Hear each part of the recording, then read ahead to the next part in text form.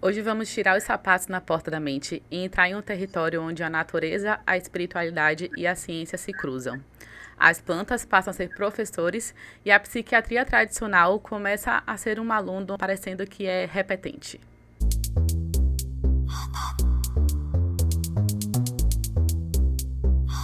Olá pessoal, eu sou Kátia Gonzalez e estou aqui hoje com o Fabiano Lacerda para bater um bate-papo legal com o nosso convidado, Dr. Wilson Gonzaga.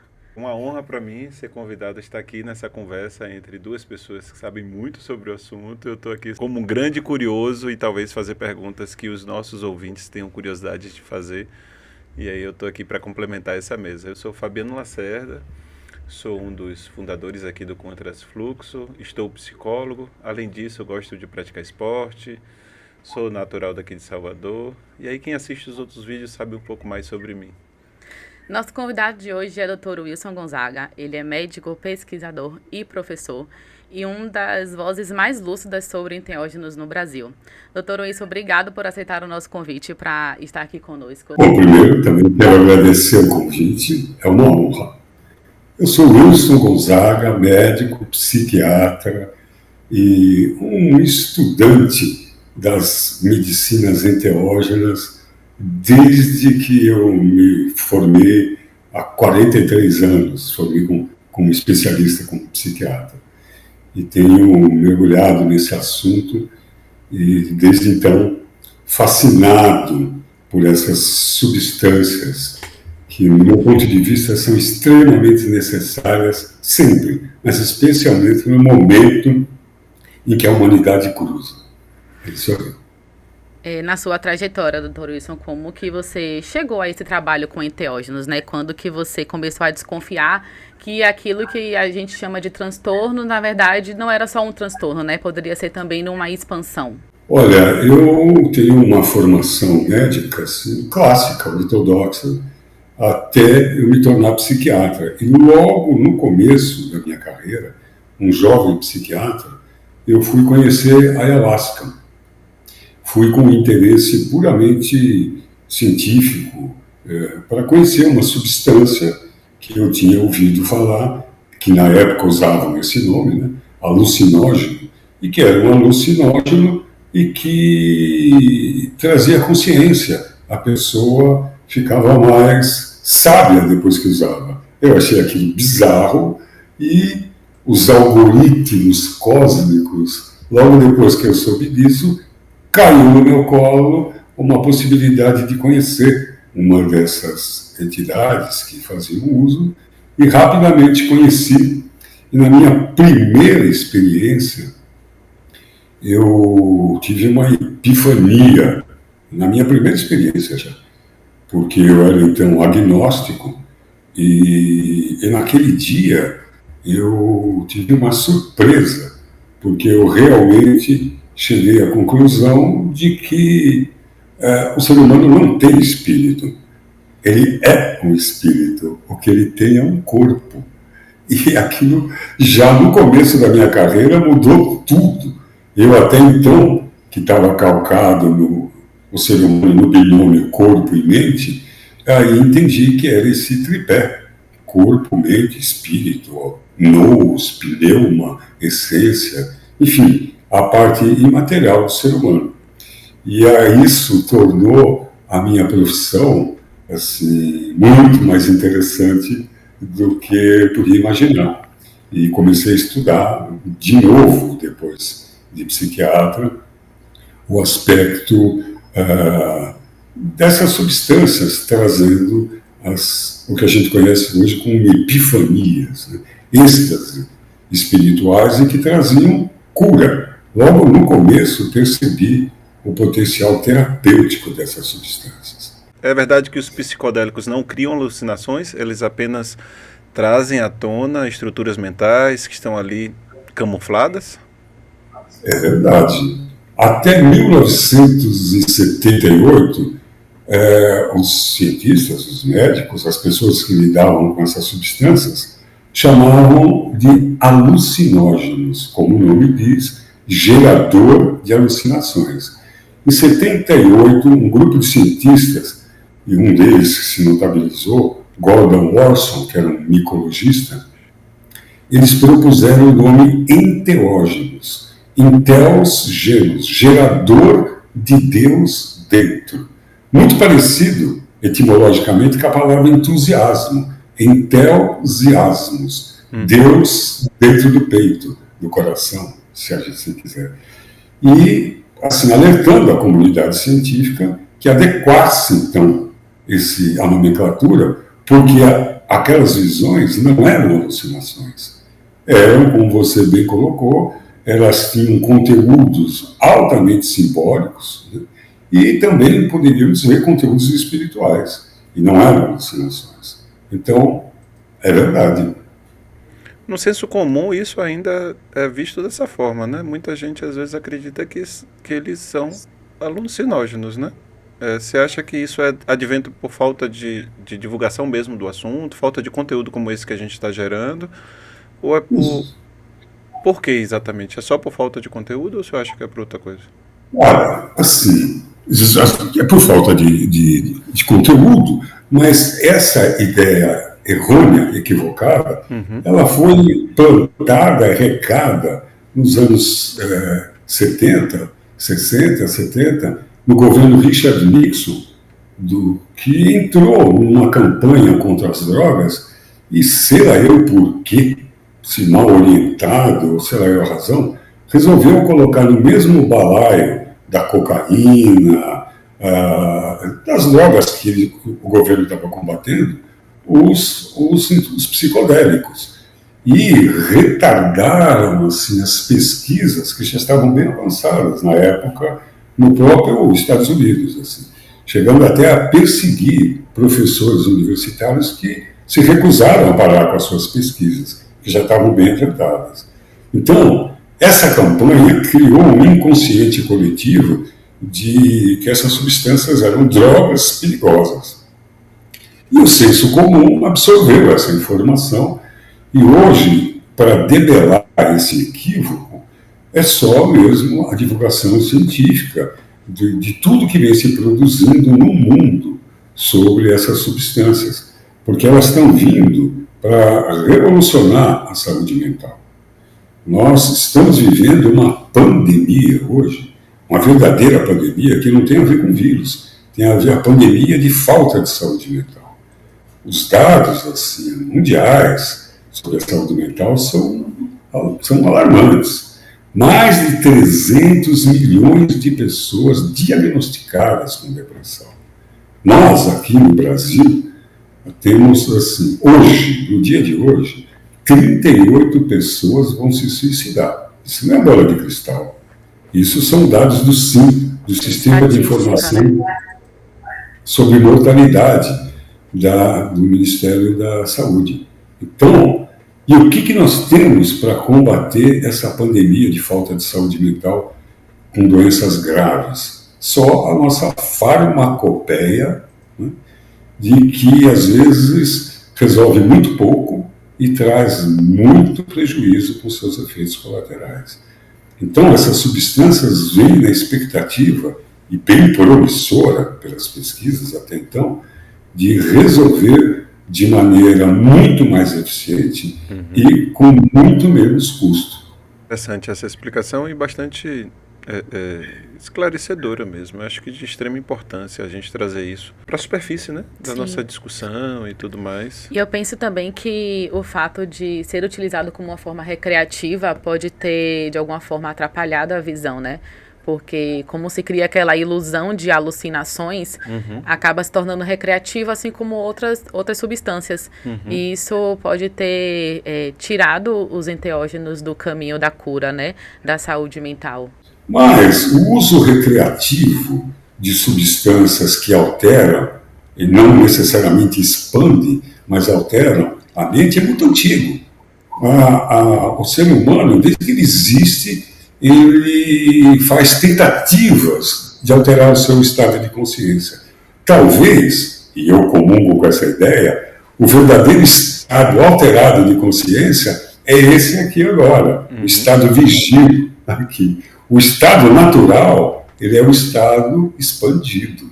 Então, até animais têm essa necessidade. né? A história da amarula, que é uma fruta africana, e que os animais, elefantes, macacos, derrubam a amarula do pé e não comem. Deixam elas apodrecerem para fermentar e destacar o seu conteúdo alcoólico. E aí então come a amarula fermentada e sai cambaleando como alguém que estivesse recreativamente usando aquele recurso.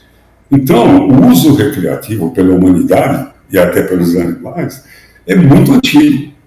Eu acho que o que retardou mesmo o estudo dessa substância foi a maneira equivocada como lidar com problemas das drogas no mundo.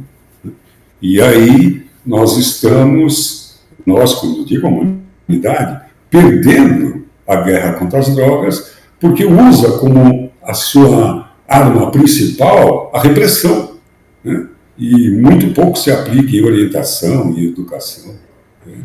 Então, eu creio que é importante, mas o grande retardo é por conta mesmo, assim, eu creio, por conta de uma grande pressão também da Big Pharma, da indústria farmacêutica. E nós, médicos, somos filhos da indústria farmacêutica. Nós não aprendemos a trabalhar com saúde, nós aprendemos a trabalhar com doença. Verdade. Então, isso atrapalha muito mais do que o uso recreativo, que é tão antigo quanto a humanidade. Interessante ouvir isso do senhor. E eu sigo agora com uma dúvida. Qual a diferença entre o termo psicodélico e enteogênio? É isso que eu vi vocês falando aqui. Desculpa a minha ignorância, mas qual a diferença entre esses dois termos? Então, enteógenos. Enteógenos. Então, assim, o psicodélico é perfeitamente aceitável no mundo científico e é uma palavra, eles são sinônimos. Uhum. Só que a grande diferença é que enteógeno, ele destaca o aspecto espiritual dessas bebidas, dessas substâncias. E ressaltando, assim, que é exatamente isso que promove as grandes transformações na vida de uma pessoa, e a gente pode falar até em cura. Para um psiquiatra falar em cura, até para pronunciar essa palavra, é um pouco difícil. Ela enrosca na garganta, a gente gagueja. Porque a gente não cura. E é exatamente por conta dessa união, né, como a Kátia falou bem na introdução, da ciência e a espiritualidade, né, começaram a namorar de novo. E o grande cupido desse namoro são os enteógenos. É a natureza, né? Porque esses enteógenos são substâncias que eles são produzidos pela natureza. E aí o senhor citou a ayahuasca, mas quais são as outras substâncias enteógenas que a ciência vem pesquisando hoje, fora a ayahuasca? Então, é importante dizer que não são só substâncias naturais. Existem naturais, existem semi-naturais, existem sintéticas, que são consideradas enteógenos, né?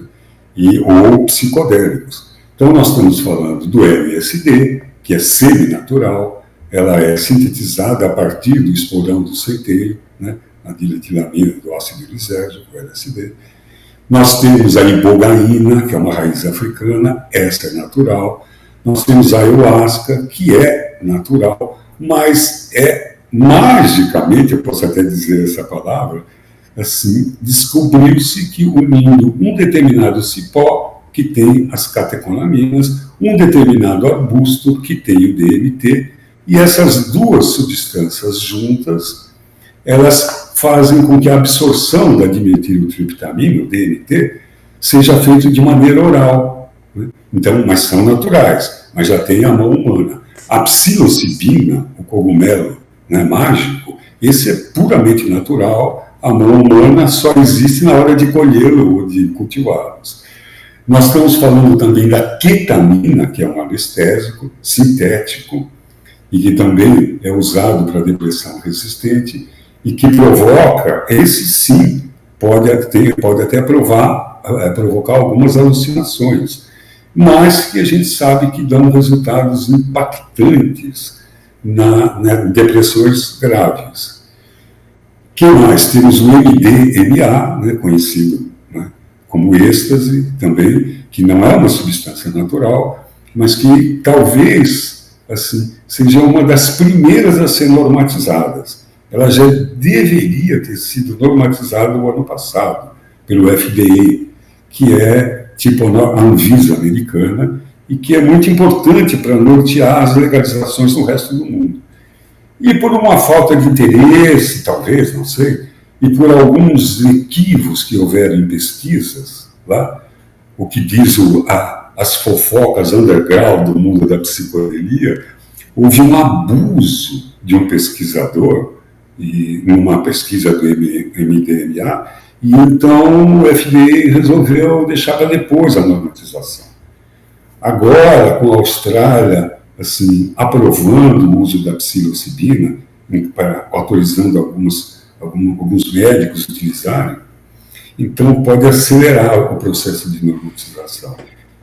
Então, nós estamos, assim, acho que muito perto da normatização. Mas, então, elas não são só naturais. Tem algumas sintéticas e algumas semi-sintéticas também. Mas até as sintéticas, elas são baseadas nas naturais, né? No caso, como que se chegou na sintética?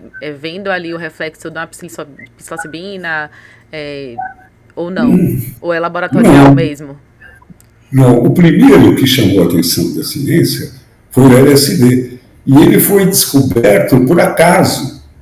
As pesquisas, o Hoffman estava procurando, sendo patrocinado pelo laboratório, procurando ali um antibiótico. E, de repente, por uma contaminação, né, involuntária, acidental, ele percebeu, e o primeiro nome que foi dado ao LSD foi chamado de substância psicotomimética. O que significa isso? Aquela que mimetiza, imita uma psicose, porque ele achou que tinha ficado louco, foi um acidente. A famosa história do passeio de bicicleta. Ele estava voltando do laboratório dele, né, pedalando, de repente a estrada começou a ficar colorida, a bicicleta começou a voar, é uma história interessante. E aí é que ele descobriu. Então foi descoberto por acaso essas substâncias. E ao estudar as suas moléculas, viram que as moléculas dessas substâncias são muito semelhantes à molécula da serotonina, um neurohormônio responsável pelo bem-estar, responsável pela felicidade, e é aquele que os medicamentos procuram trabalhar com a via serotoninérgica para depressão, para curar depressão, ansiedade. Então, pela semelhança das moléculas, uma coisa meio óbvia é vamos estudar se ela serve para isso também. E isso tem chamado a nossa atenção. Essas substâncias estão dando respostas assim, bem eficientes e promissoras para patologias do campo da psiquiatria que a gente tem muito pouco resultado. Então, isso é que deu o burburinho, a febre do interesse da ciência por essas substâncias. Eu fico me perguntando quais efeitos, o que é que acontece, enfim, quais são as maiores problemáticas de quem usa, né, tais substâncias sem uma preparação adequada. Existem efeitos psicológicos? O que é que o senhor pensa sobre isso? Para quem está ali, chega ali e vai usar... A gente falou de forma recreativa, mas às vezes a pessoa, mesmo de forma recreativa, ela precisa de um mínimo de uma orientação, né? Ou se não é de forma orientativa... As pessoas que não têm esse preparo, eu imagino que deve ter algum tipo de efeito psicológico, né? Alguma contraindicação, né? Se tem alguma contraindicação, seria isso, ou se não, né? Qual seria o melhor caminho, assim, para quem quer, como eu, por exemplo, nunca consumi nada e quero consumir. E aí, normalmente, eu vou procurar o quê? A indicação de um amigo, e aquele amigo talvez já não recebeu uma indicação adequada. Existe algum tipo de preparo? O que é que o senhor nos diria sobre isso? O uso terapêutico, o uso médico, o uso é muito diferente do uso recreativo. Uhum. Então, o uso recreativo, o nome já está dizendo, a pessoa usa aquilo para conseguir um prazer, uma sensação.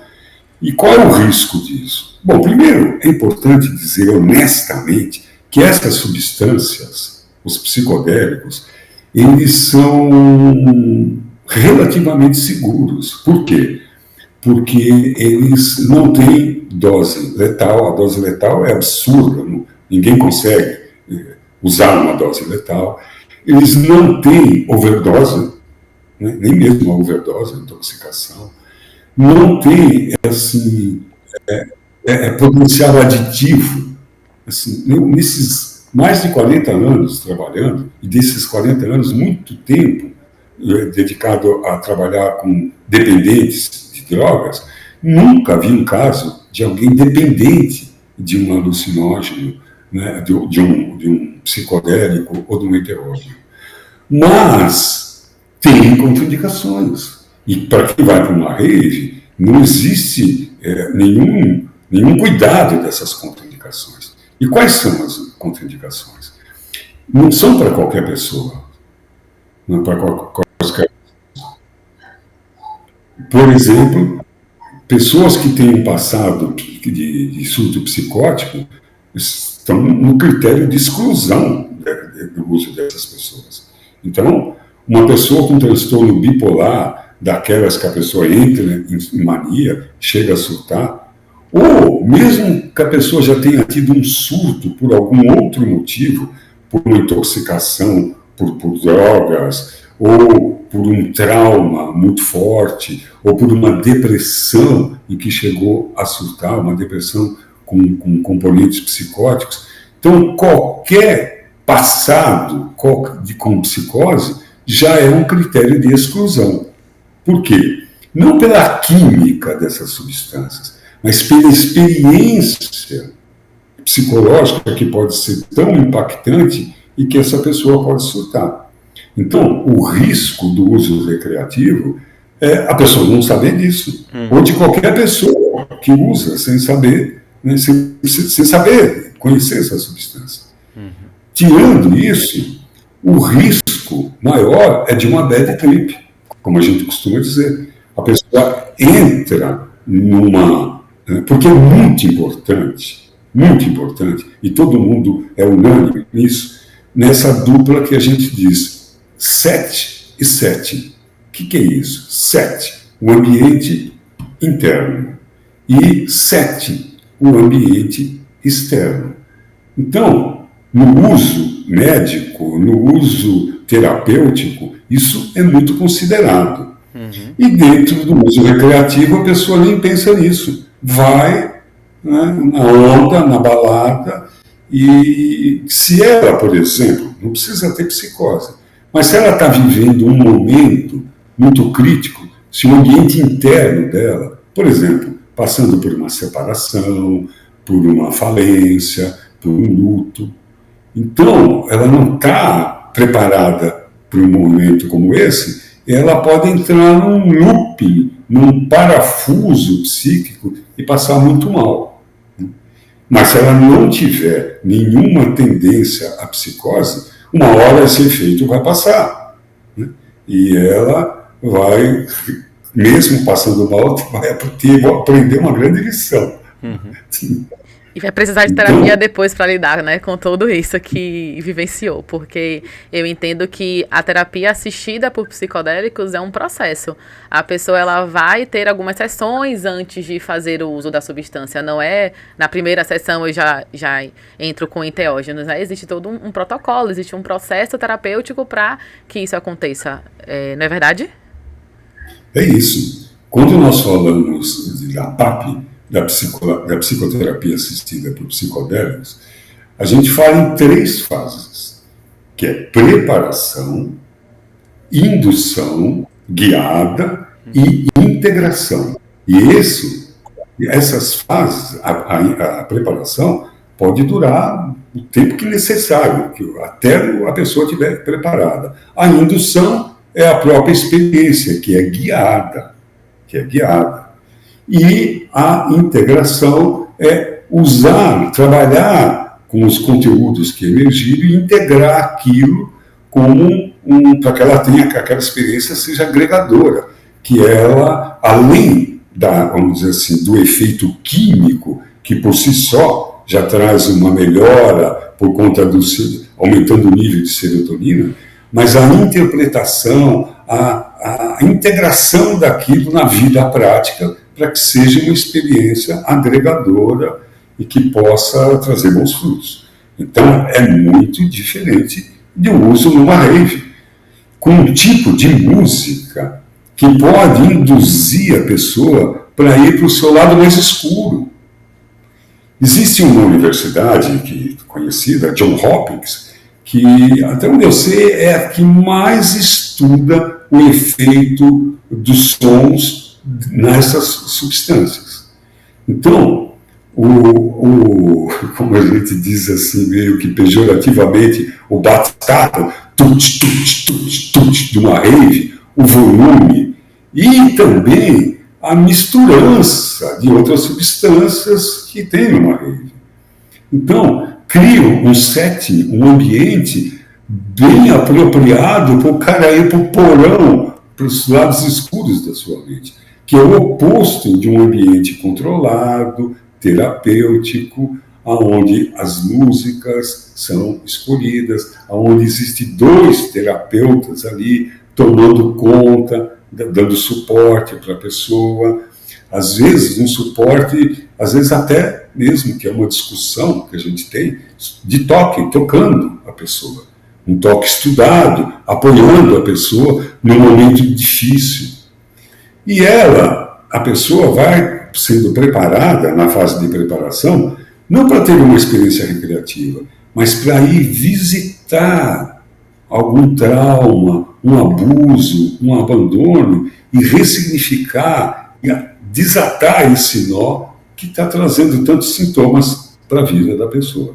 Então, assim, nem parece a mesma substância, comparando com o uso recreativo e o uso terapêutico.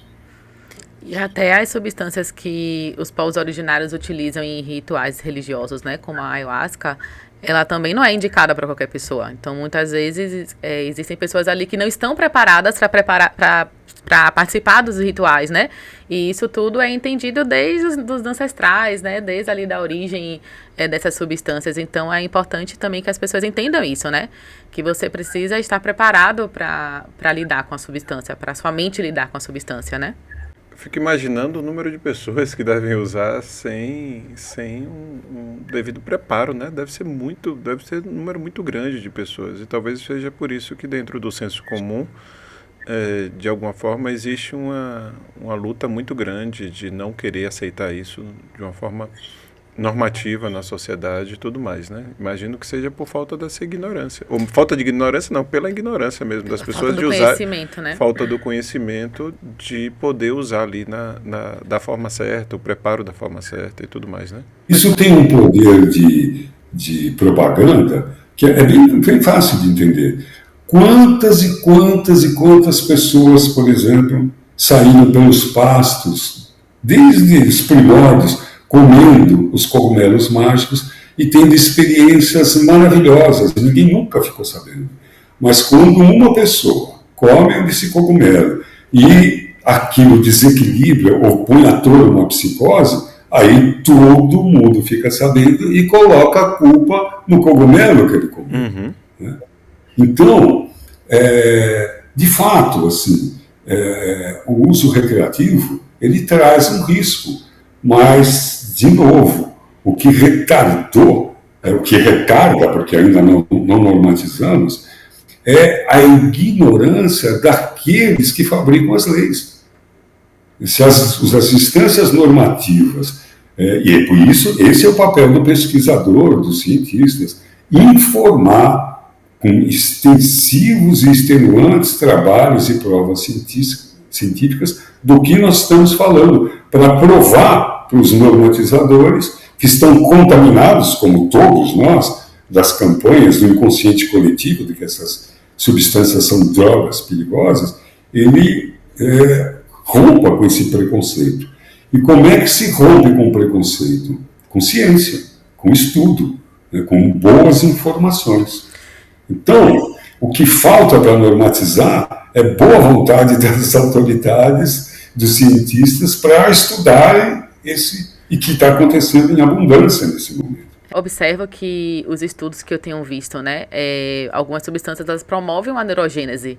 Então, mesmo alguns estudos já mostrando ali, por exemplo, a psilocibina, né, a mudança que tem na atividade elétrica cerebral de quando você usa a substância ou não.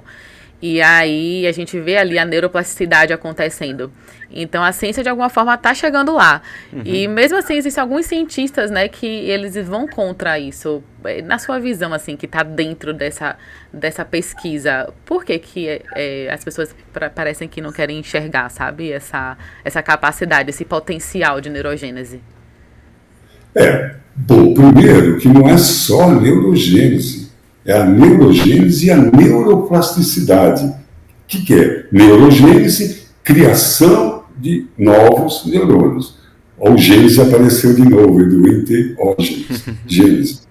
Criação de novos neurônios, que é algo que nós não admitimos que existia até 2003. Eu, por exemplo, que sou psiquiatra bem antes de 2003, o cérebro que eu estudei não é o mesmo cérebro que eu estudo hoje. A gente não tinha aquela tecnologia.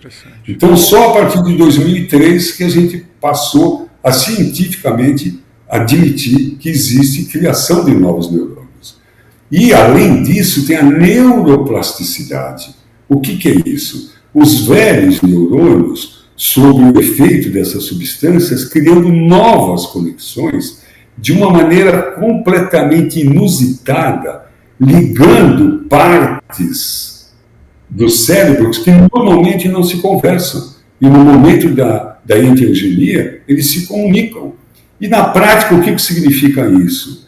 Significa genialidade, ter um ponto de vista que nunca tinha visto, buscar soluções absolutamente criativas. Existem 2 prêmios Nobel, um de química e um de genética, que um deles, eu estou vendo a carinha dele, mas não estou lembrando o nome. Mas é muito fácil achar, né, que eles admitiram publicamente esses 2 prêmios Nobel, que só chegaram a ganhar o prêmio Nobel, a construir e chegar àquilo que eles queriam provar, com a luz do LSD. Usaram o LSD. Porque ele expande a mente, se bem utilizado. Então, são substâncias realmente que merecem, e isso está acontecendo, né, a ciência se debruçar e estudar muito bem, porque elas podem criar, assim, uma coisa que, juntando essas 2 coisas que nós falamos, a neurogênese e a neuroplasticidade, para entender melhor, no momento, então, de uma psicodelia, existe uma estrutura neurológica, eu estou falando de hardware, de disco duro, estou falando de substância, de neurônios, que é chamado de rede neural padrão. Essa rede neural padrão, toda a computação, todo o computador, foi baseado no funcionamento da rede neural padrão. Ela é uma estrutura que é muito importante. Ela é responsável pela nossa identidade, pela a memória do passado, agregando experiências emocionais e construindo um sistema de crença de quem eu sou. A rede neural padrão, ela é também responsável pela nossa noção de futuro, os planos, as estratégicas para aquilo que aonde a gente quer chegar. Mas também é responsável pelo nosso presente, especialmente o presente social.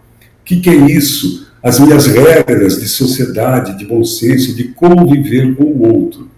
Se eu for resumir isso, eu diria o seguinte, a ciência chama de uma maneira simplificada a rede neural padrão com a casa do ego. Muito bem. No momento da psicodelia, a casa do ego, a rede neural padrão, buga. Ela daí chamar de dose dissociativa. É porque dissocia do ego. O ego cai. Se nós ficamos com o cérebro muito parecido com o cérebro de imitadores experientes, de muita experiência.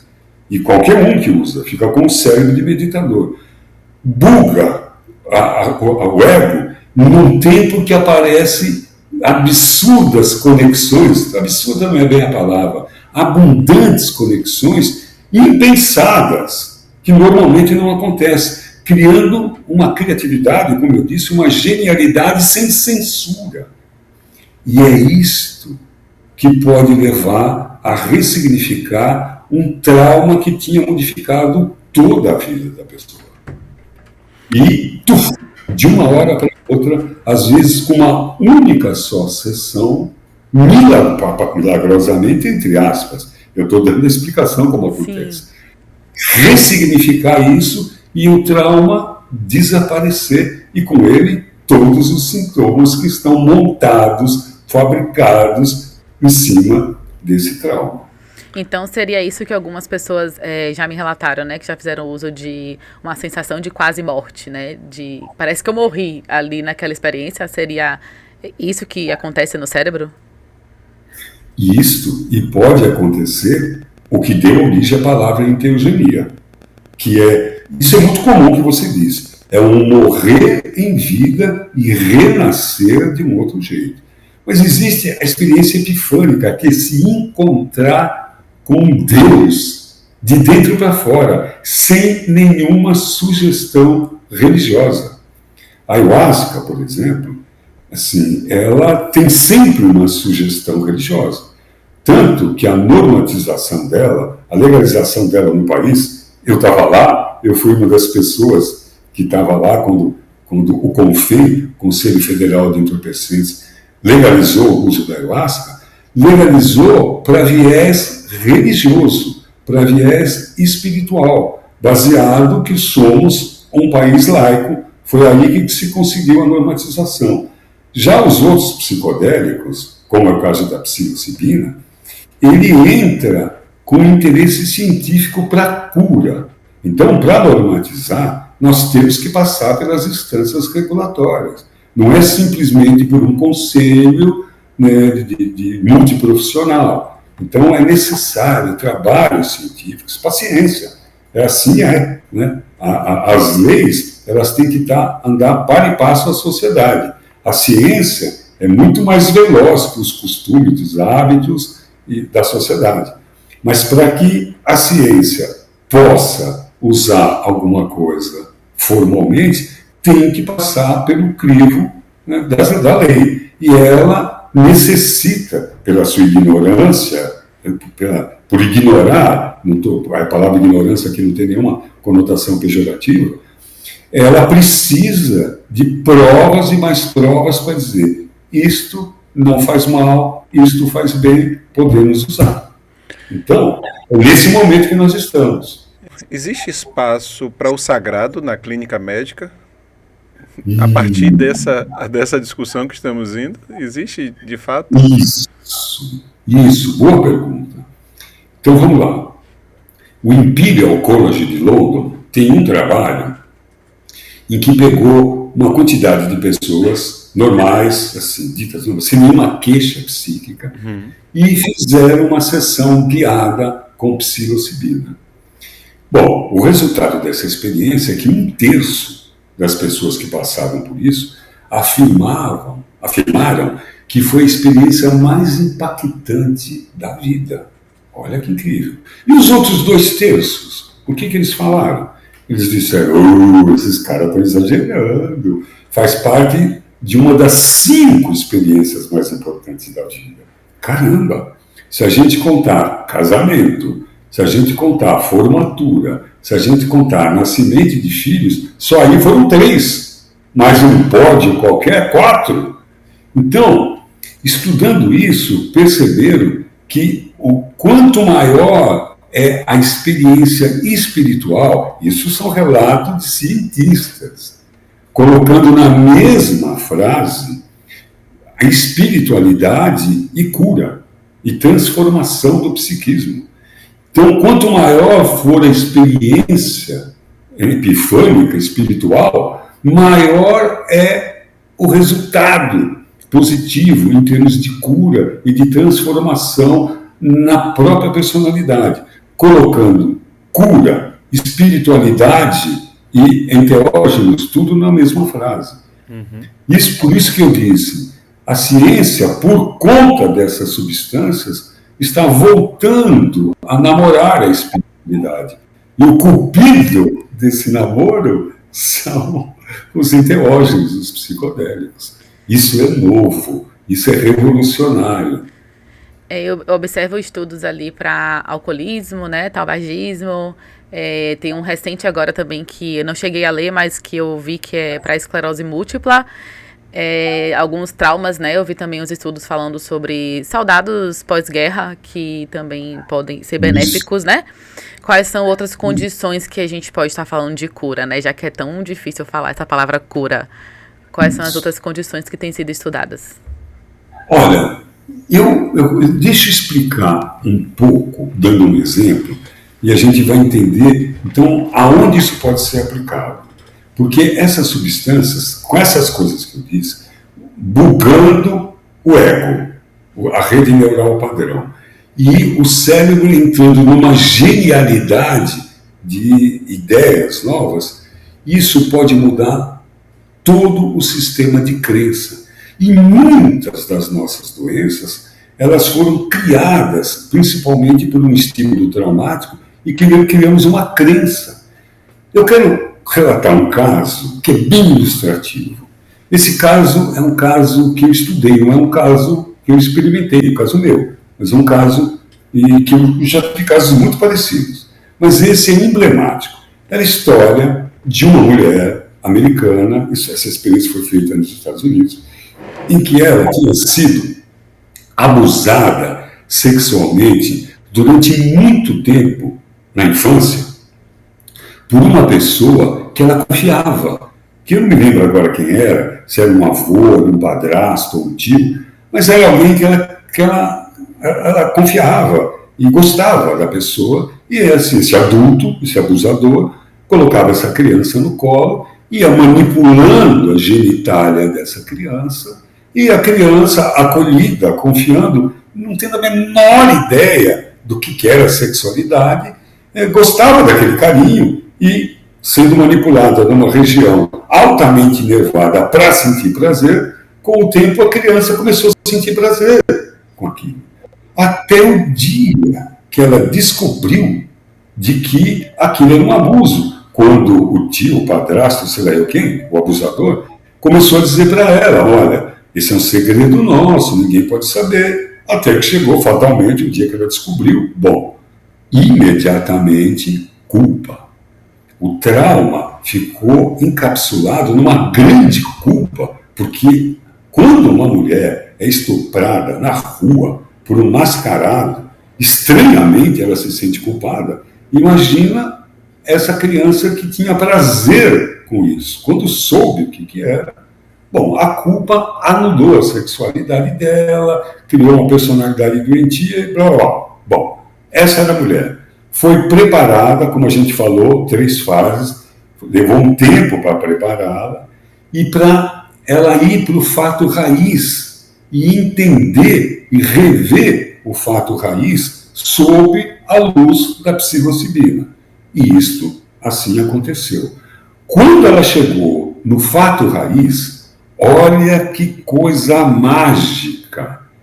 Ela entendeu intuitivamente, porque ela não tinha dado para tal, que o seu algoz era também uma vítima.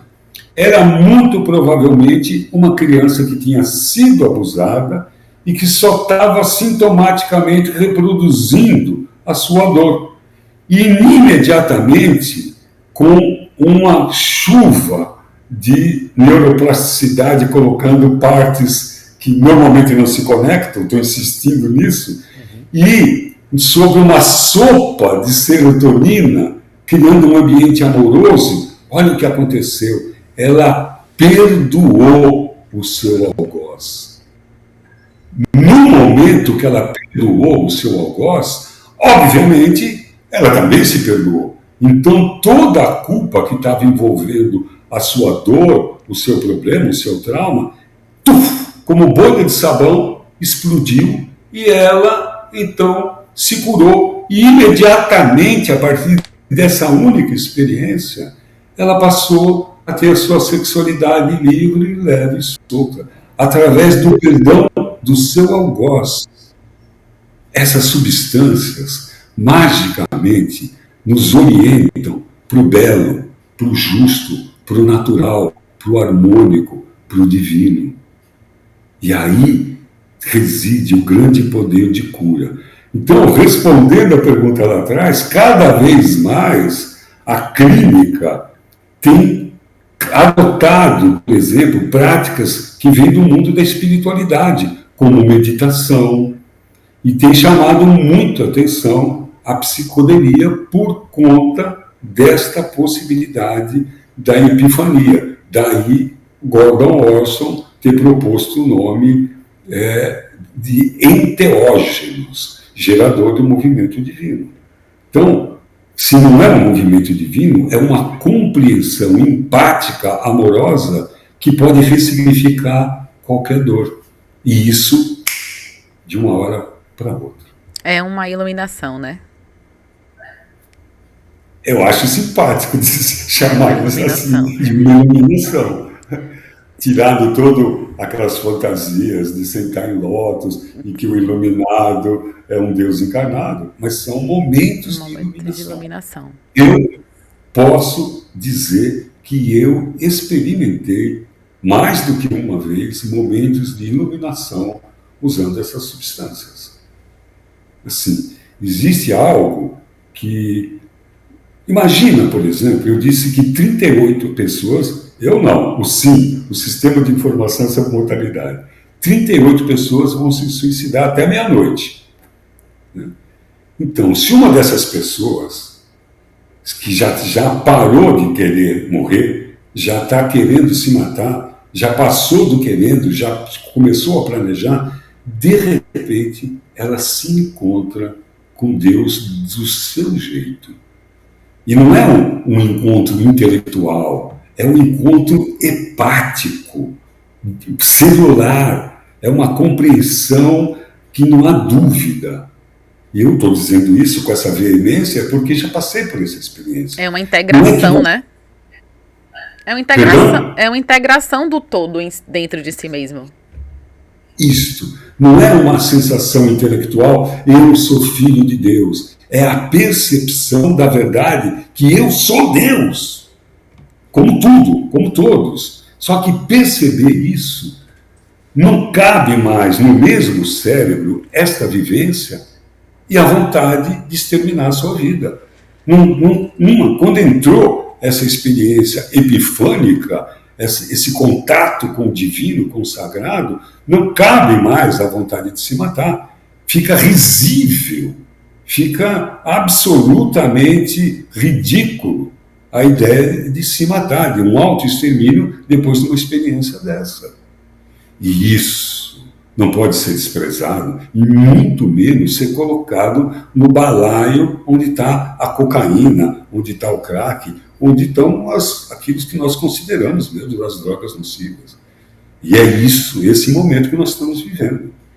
Qual que é seu maior receio sobre esse futuro da medicina psicodélica?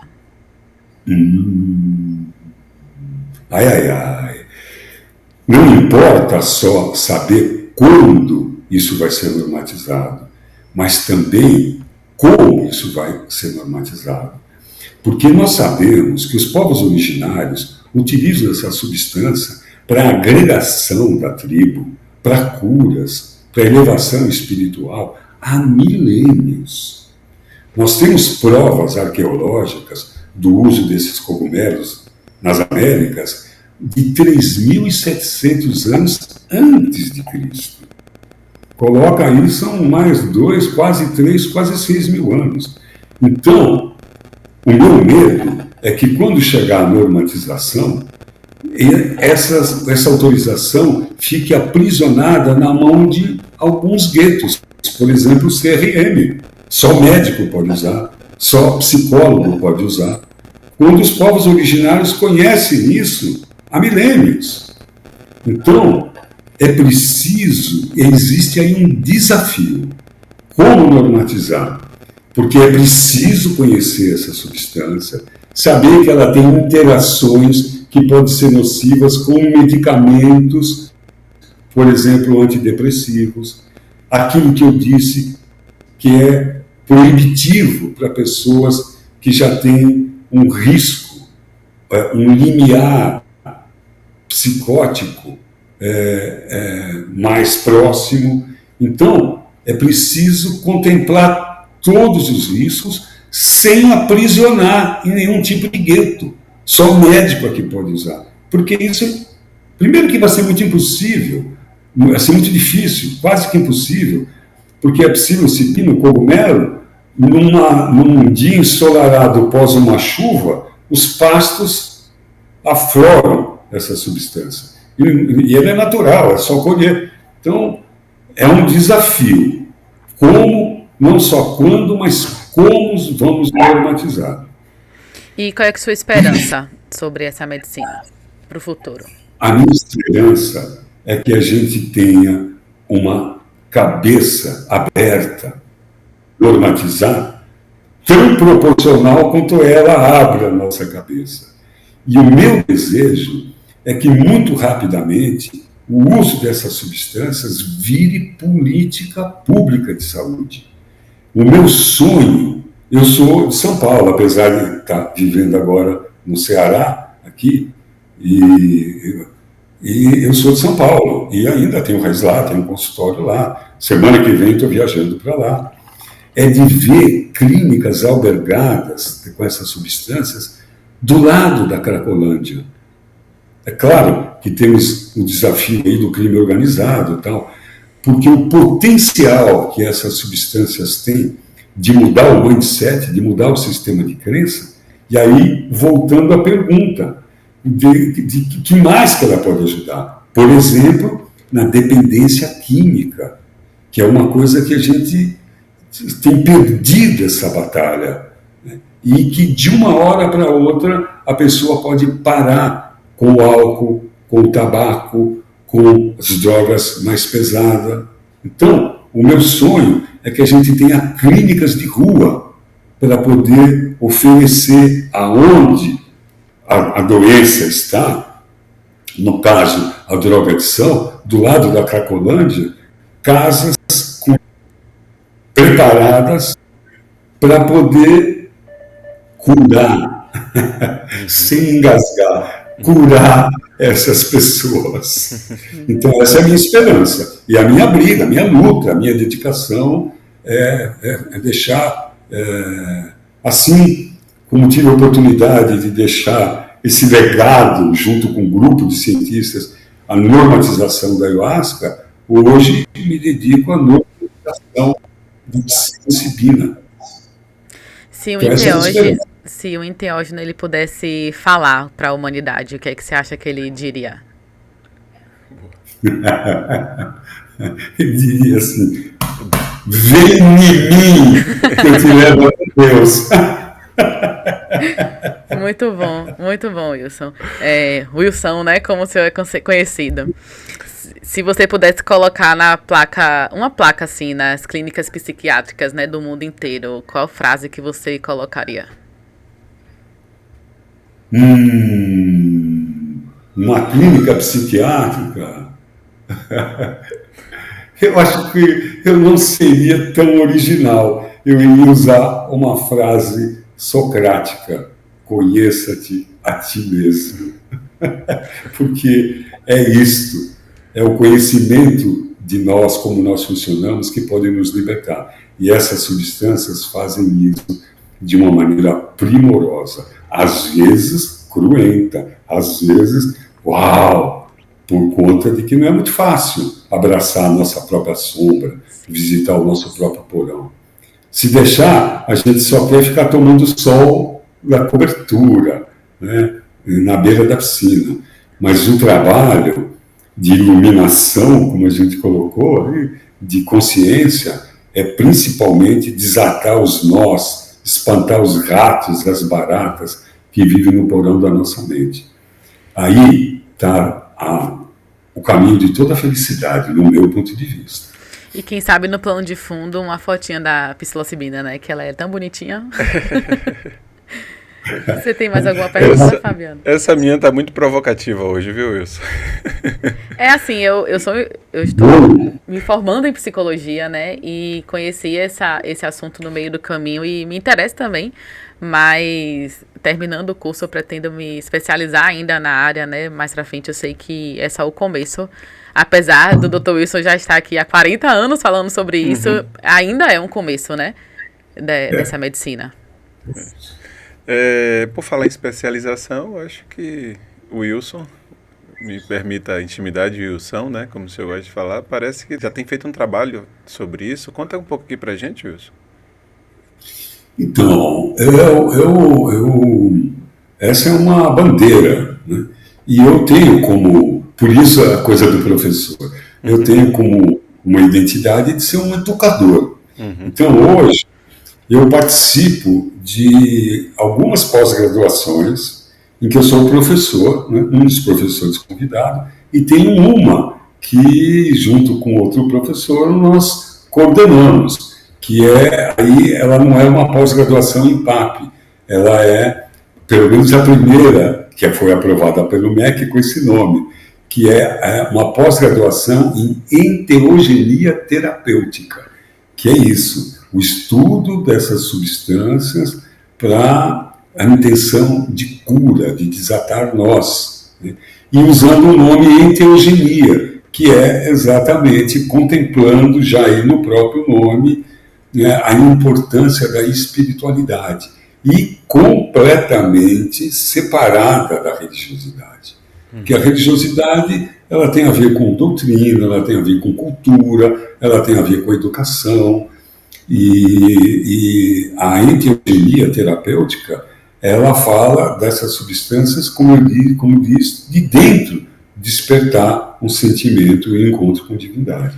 Então hoje eu sou uma pós-graduação que começou já, a aula magna fizemos sábado, que tem 380 horas, com cabeções do Brasil inteiro, e onde a gente vai estudar o aspecto histórico, o aspecto químico, o aspecto bioquímico, interação com medicação, o aspecto histórico, e vamos chamar, porque é importantíssimo, chamar os povos originários para vir falar com a gente, na mesma mesa que um professor, doutor de uma universidade renomada, vem também um pajé colocar a experiência dele.